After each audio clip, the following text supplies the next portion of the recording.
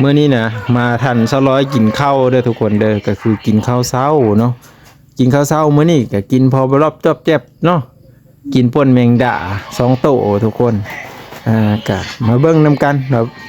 มื้อนี้ก็เลยเฮามาแวะเบาะเพิ่นแน่ว่าเบาลาวเพิ่นสิขึ้นมาเนาะก็ให้เพิ่นปัดเฮือนปัดซานเนาะเพื่อทางให้เพิ่นมานะเดี๋ยวบอกบอลามาใช่นึงเอาอีเลยเพราะว่าตัวนั้นลึกไปเซ็ตนะ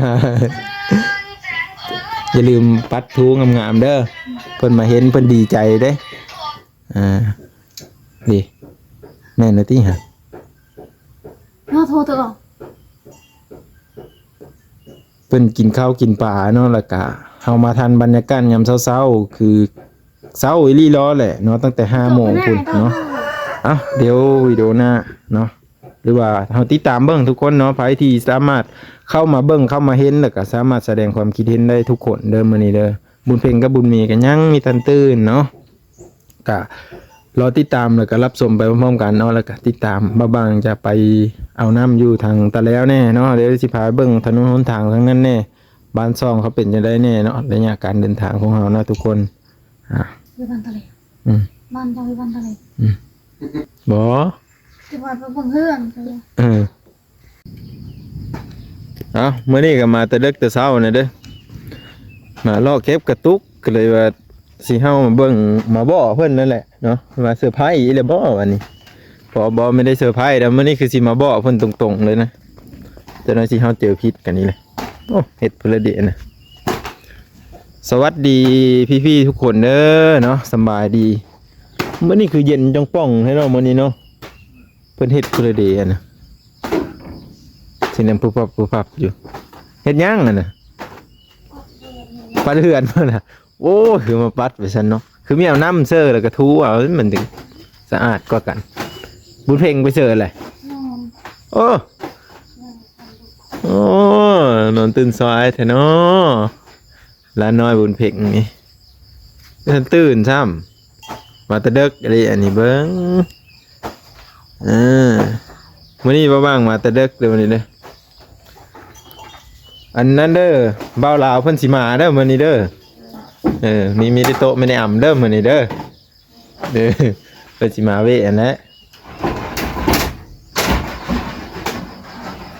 เห็นอยู่พ่อใหญ่เกิ่งกี่นึงนี่พุพ่ออยู่กลางทางพุจักเพิ่นอยู่ไปเสือเอาโทรศัพท์ไปซากบ่ตัวที่ไปพาก็อยู่พุ่นบ่พรเวลาโทรหาน้ำหวานนี่ได้แต่เมื่อคืนนี่ได้โทรแล้วเฮ็ดได้เลยเพิ่นได้เว้ากันอยู่บ่บ่ได้เว้าซ้ำอยู่โอ้ยสัญญาณพากันลมอยู่ทางโอ้สัญญาณมีแหงเนาะสัญญาณมีแหงเก้านะพากันลมอยู่เฮือนพรปีลมเจ้าลมเฮ็ดแล้วคือลมอ้าวมาไปเฮ็ดคอยหมาคอยเล่นอาดามเฮ็ดให้คอยนี่แล้วล้มเลยยงเอาเลยใส่อันนี้บ่อันปัดเถินน่ะใส่อันนี้อ้ายคุณสิมาแล้วมื้อนี้มีปัดมีทูงามๆนะฮะทูงามๆติเพิ่นมาเพิ่นยังเห็นคือมื้อนั้นน่ะเห็นบ่งามมื้อนั้นเด้อคอยปะอันนั้นเขาทูเลยทูนะเมื่อวานนี้เราไปทูบ่แล้วมันเปิ้นเป็นคราบเลยบ่นี่เอาจุ๊บน้ำมาทูค่อยใส่สิเลยเพิ่นมาเพิ่นเห็นเหินงามเพิ่นก็ดีใจน่ะโอ้ยสลอยปัดทำความสะอาดบุญมีก็นอนเพิ่นดึงยังไม่ตื่น2ไอ้น้องนี่โอ้ยนอนกับแกทรงอยู่พุจิตทองบุญเพ็งบุญเพ่งตื่นเด้อแจ้งไงนี่แม่เพื่อนนี่ฮะตอนเจ้าไปซ่อนนะบ่เบิ่งจับเบิ่งนี่อันนี้แมงดานะไม่ได้บ่โตเป็นนี่มันไปสอนมื้อนี้ก็ได้อีกมันอยู่แถวใดอันนี้ฮะแถวนั้นเด้แถวตูมพ่ออดำดีฮะแถวห้วยเด้มันอยู่ห้วยยันว่ามันอยู่ในหนองหล่ะมีแม่นแถวห้วยอยู่ห้วยเนาะหอมเนาะไปตำป่นบ่นี่ตำป่นเอาจะคล้ายคล้ายคือแมงแขนเนาะมื้อนี้100สิมีห้องอยู่ห้องกินคือแมงดาเนาะเมื่อละบ่ป่าฮะทำไมได้ยังทัน เห็นแม่ลำดีไปหาหวานนี่ก็หลายเด้หน่อไม้ทั้งนั้น หลายคนได้ทำดีกว่าได้ สิได้ห้องกินอันนี้บ่มื้อนี้ฮะ ได้อันนี้เลย ห้องกินเช้า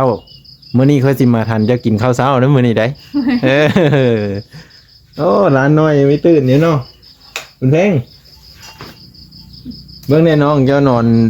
มีหนุ่มทรงซ้ำนะเสื้อเพิ่นเลยแน่อันนี้เสื้อเกลือเสื้อเกลือแล้วใส่หยังอีกเดี๋ยวมาเบิ่งนำกันเพิ่นก็เฮ็ดอยู่เฮ็ดกินยามเช้าเด้อเป็นนัวอันนี้คือ บอกกินแต่เจ็บท้อง แม่นนะต้องกินข้าวเช้าแล้วมันแม่เพชรให้สมองเขากับปอดโป้งแน่เห็นบอกกินข้าวเช้าแล้วมันนักหัวนักหางคือบ่จี้ก่อนหมอกเพชรมันยังหอม บอก บ่มัก เจ็บท้อง เจ็บท้องคือเก้าแล้วเจ้าก็ใส่อยู่กันเอาผักเทียมใส่น้ำเลยจี้ผักเทียมมีว่าผักเทียมคันมีหัวข่าก็ใส่หัวข่า วันนี้ หอมเลยใส่หัวข่ามันบ่ไหม้บ่น่ะพื้นทางหลังน่ะ ไม่ มันบ่ตกลงแป้นนี่บ่เอาห้องแล้วบ่หั่นยันไผไหม้เหือนเพิ่นนะทุกคนโอ้ข้าวก็นึ่งสุกแล้ว สุก โอ้ยหมามีถันนึ่งข้าวเนาะพี่เลือกว่าตื่นเด็กดีแต่เจ้าก็ได้สิพาไปซะนี่ตื่นเด็กแต่ละมื้อนี่ฮะจักโมงตื่นแต่ละมื้อนี่ ซ้ำนี่ คือว่านั้นนึ่งข้าวในเดียวก็สุกไว้เนาะเด้อเบิ่งเลยทุกคนเดี๋ยวตาม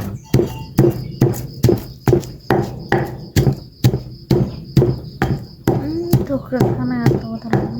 หึ เสียบบอก หวานนี่กินข้าวกับเพื่อหวานนี่ วันนี้บอก ปลา ปลามกอะนะฮะ ผู้คอยไปหาปลาอีก อ๋อวันนี้อันคือเบ้าบ้างมาแต่เก็บกระตุกเดี๋ยวพี่ๆทุกคนว่าสิไปเอาน้ำก็เลยว่าอ้ายเพิ่นก็เลยโทรบอกแต่เมื่อคืนนี่พุ่นแหละแชทมาบอกว่าไปบอกให้ในเด้อว่าสิขึ้นมาพี่มื้อนี้นะเบ้าบ้างก็เลยว่าสิพาไปเอาน้ำแน่ก็เลยเข้ามาหาเพิ่นในช่วงเช้าเนาะช่วงเช้านี่เบ้าบ้างเข้ามาหาเพิ่นเลยนะเพราะว่าเป็นทางผ่านเลยพอดี ทำอะไรจะโทรหาเมื่อคืนนี้ โทรหาค่อยนำแต่ว่าค่อยหับไม่ได้มันไม่มีสัญญาณ พอได้คือกันมีฉันว่าเงียบ คัน โมเฮง คันค่ำมาแล้วเลยไม่แต่ตอนสาย คือกันนั่นแหละ โอ้นอนมีสมอยเนาะบุญเพ่งเขามาเอารถที่ไปพาแล้วแม่นว่านอนอยู่นะจักโมงผลตื่นสายไปแล้ว สายคือแล้ว อันนี้ใกล้เจ้าบ่นี่ ในโมเมนต์ที่ชอบ นี่เด้ตัวมันออลูนี่ไก่ช่างบ่ ไปช้าง มันเป็นเรื่องน่ะเลซ่าหรือเปล่าฮะโอ้ยเนาะไม่ได้เห็นนะกินอย่างนี้แนมเบิ่งแต่ใกล้อยู่เป็นแล้วมันแซ่บอยู่เปล่ามันแซ่บมันโนอยู่เปล่าเบิ่งแยงมาเบิ่งนู่นแล้วหรอบ่หน้าตามันเป็นจะได้ไม่ได้เซอร์น้ำบ่ หัว อันนี้มันเผ็ดได้แมงดานี่เนาะปกติแล้วแมงดานี่เขาต้องป่นใส่กับปลาถูนะทุกคนเคยเห็นแต่เขาขายเขาป่นใส่กับปลาถู มันจะมีกลิ่นแมงดานะทุกคนอันนี้แมงดาสดๆเลยนะคือเพิ่นได้อาหารสดแบบนั้นจ้ะอยากกินแบบแมงดาก็ไปหาเอาเนาะอยากกินปลาข้อก็ไปซ่อนเอาอันนี้คือชีวิตของเขาเจ้าในตอนเช้าๆเด้อบางทีพี่ๆก็รอท่าเบิ้งอยู่พอหลวงแม่ป้าก็ได้FC รอเบิ่งเจ้าอยู่ว่าเพิ่นเฮ็ดอยู่เฮ็ดกินจังไดเพิ่นอยู่จังไดเพิ่นอยากเห็นน่ะนะสลอยเขาก็เลยได้เข้ามาถ่ายให้เบิ่งว่าซั่นซะแล้วละบ่นี่โอ้แล้วเลยนะเอาเบิ่ง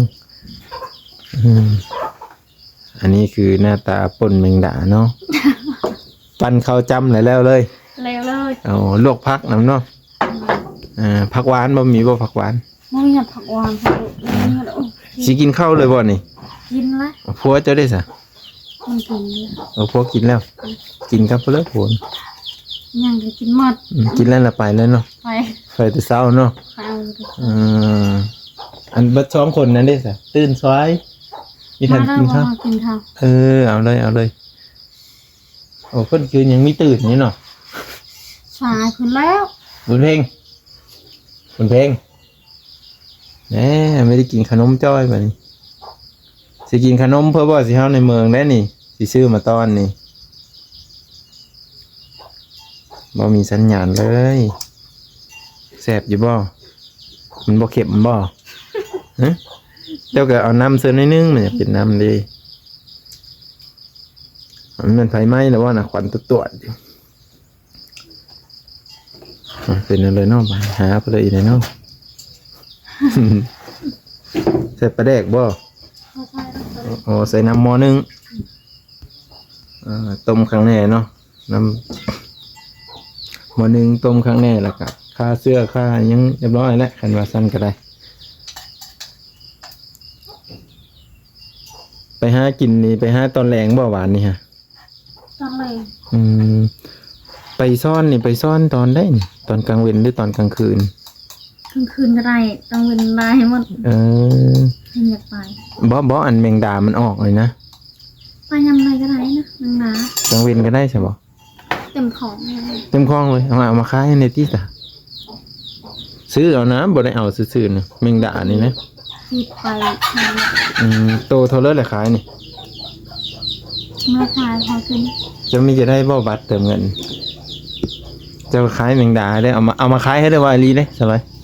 เจ้าคิดว่าป่นแมงดามันแซ่บซะบ่ ก็ว่ามันหอมแต่กลิ่นมันนั้น เฮ็ดเองเนาะแซ่บมาแล้วสบายแซ่บ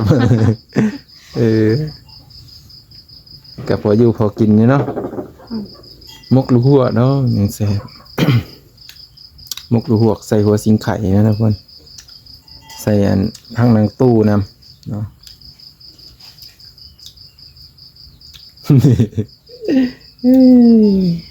ตอนเพลนกินทำไม จะไปกินหน่อไม้ จีบทำไม แกงบ่ แกงเอา เรียกโปรธรรมะนะ ไม่ใช่ เนี่ย ไม่ใช่ เรียกเคยพรมีไรโทรหาอีกได้เนาะอยู่ไส้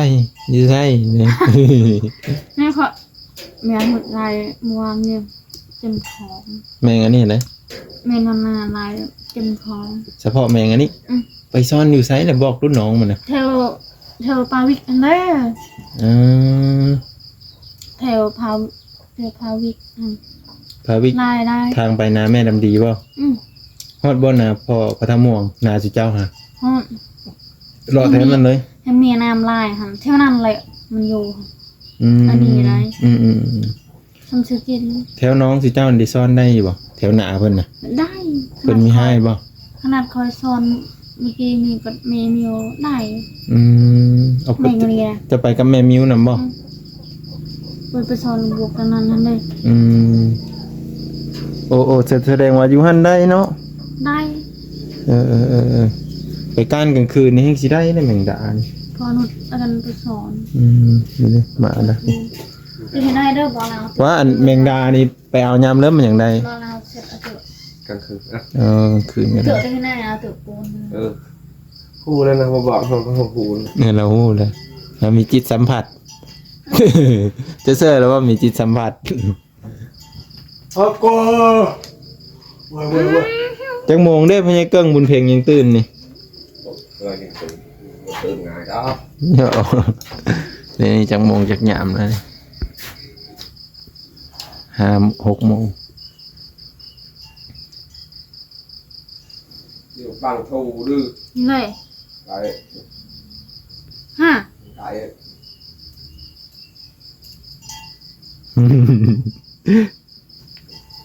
แล้วโทรหาเรานะแม่นี่สัญญาณดีอยู่แล้วอยู่นี่นะ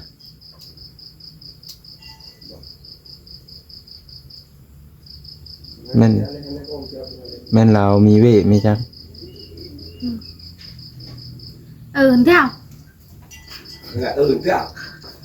เห็นแล้วบ่โทรหาเราได้บ่ thì ừ chứ à เบลป่องเดี๋ยววันก็ได้ตอนนี้จะ อย่างไรแม่บางเลย เอ้า แบบว่ามันได้ แมวป่องว่าว แมวฟอง Mày phòng bọc แมวฟองปลายบ้านน่ะเหรอ mà theo con gặp cái này là thủ này นี่แม่นแล้วนะ เปิดเน็ตหรือโทรแล้ว เปิดจีนกายอยู่ ลิ้นเป็นอยู่ว่าเจ้าก็ได้ bên พอโทรโทรเฮาได้อยู่ดี เมื่อวานนี้คนเปิดเพลงไลน์ โอ้ยเปิดเพลงมันก็สิยากพุ่นแล้วเนาะ ขนาด ขอยกดในกล่องกินในกล่องใส่เวนตา เอ้าง ามใน แล้วลิ้นเป็นได้แล้วหูจักเสือนั่นอันนี้เด้ ใส่เวนตา เอฟผงเอฟเฟกต์เนาะเสือได้มาเลย ได้แหละคนบ่มีผัวเฮ้ย อืม มีผัว มีมันก็ลิ้นด้วยนั่นแหละเปิดเน็ตนะบ่ เปิดแล้ว อืม ตื่นเปิดกองกันเลยไม่ใช่เปิดกองบ่ เด้ข้างลมเบิ่ง เปิดเขายังบ่ฮับเปิดเน็ตซะบ่แล้วตื่นแล้วบ่ปานนี้ เราเสร็จแล้วตัวนี้ว่าเขาเปิดกองนะ บ่ตัวผู้สุดท้ายก็แล้วเราฮับบ่นะ มันเนี่ยเอาคนแมงดานะมันใช่จ้ะ โอ้โห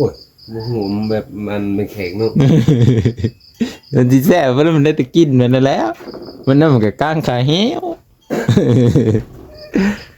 เจ้าไปหาเอาปลาใหญ่ๆเรามาตำซะกัน ยังสิแซ่บกินป่นแมงดาคือกินเบอร์เพื่อนนี่เนาะ คือเบอร์เฮ็ดเบอร์เพื่อนคือไม่เยอะกินข้าวนี่เนาะ เพิ่นก็ว่าเพิ่นสิแซ่บเนาะเห็นเพิ่นต่ำโป่งๆอย่างนั้นกินหนึ่งนั้น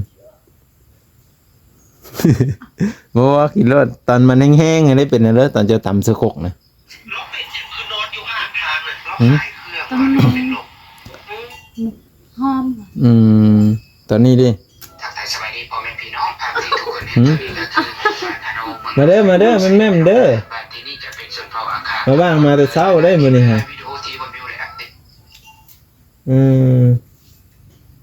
เอ็ด เอ็ดมีให้บ่ ว้า ตุ่ม เฮ้ย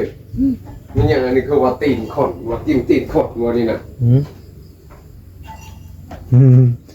เนาะแม่นที เจ้ามันก็ขาคือตีนคนนิ้วคนไม่หานิ้วฮะ นี่ไก่ดีอยากเขา ไก่ยังใส่หานิ้วเจ้ามันก็ขาดู เฮ็ดเอา เห็นฮะ อืม เห็นฮะหานิ้วฮะ AI ดี ฮะ AI มันเฮ็ดได้หมดได้ AI เห็นหน่อยนี่1 2 3 4 5นิ้ว นี่เพิ่นสร้อยเบิ่งเนาะจะว่ากินข้าวแซ่บไหมจ๊ะ เฮ้ยอันนี้ตีนคนแต่ไม่ยานบ่กระปิงเนาะเรื่องไอ้ห้อยเนาะมันจะเกิงแต่แซ่บยิ่งหนังกรอบๆเนาะคำมาล่างกับใครยี่เนาะล่างข้างในเนาะ หนังกรอบๆแบบนี้เนาะเคาะสิหนังป๊อกๆไปสิจำแจว เอาเห็ดปู เป็นแล้วแซ่บอยู่บ่ล่ะกินข้าวนี่ฮะคือพอบ่รับจบแจ็บอยู่นี่สิมีมีแห้งอยู่บ่ย่อปูนเด้อมื้อนี้ฮะ บ่แซ่บ เอ้า จักมีอะไรกิน เพิ่นสิเอาปูนมาเฮ็ดย่อได้มื้อนี้อืม มีกินข้าวเสร็จแล้ว เอ้า มาค่ะ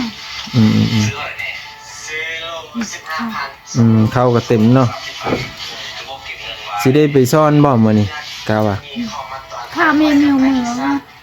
เพิ่นสิมาโซนอยู่พี่อืมเดี๋ยวได้ฝึกบุญนี้ก็ได้อยู่พุ่นมีสัญญาณนะมันน่ะเนาะเห็นเราไปยืนเบิ่งอยู่เอาคลิปหน้าพ่อกันไหมพี่ทุกคนเนาะเดี๋ยวเฮาก็สิพาไปเอาน้ำเนี่ยมาย่ามันซวยเนาะคันไปซวยมากันป่ะมาเพิ่มมาก็ซวยเนาะเพิ่มไปเพิ่มมานี่เนาะวิดีโอหน้าพ่อกันไหมพี่ทุกคนเนาะก็ดีมกดีใจได้มาเห็นเพิ่นอันนี้คือบรรยากาศยามเช้าเฮามาทันเพิ่นกินข้าวเช้าเด้อมื้อนี้เด้อก็คือใครอยากเห็นวิดีโอเพิ่นก็ลองติดตามไว้แล้วก็ใครที่เห็นคลิปวิดีโอนี้ก็สามารถแสดงความคิดเห็นได้ทุกคนเด้อพี่ๆเนาะเดี๋ยววิดีโอหน้าเราจึงมาพ้อกันใหม่เนาะก็คือบ้างก็จะเข้ามาถ่ายวิถีชีวิตเพิ่นให้เบิ่งเนาะใครอยากเห็นก็คอมเมนต์ไว้ทุกคนเนาะไป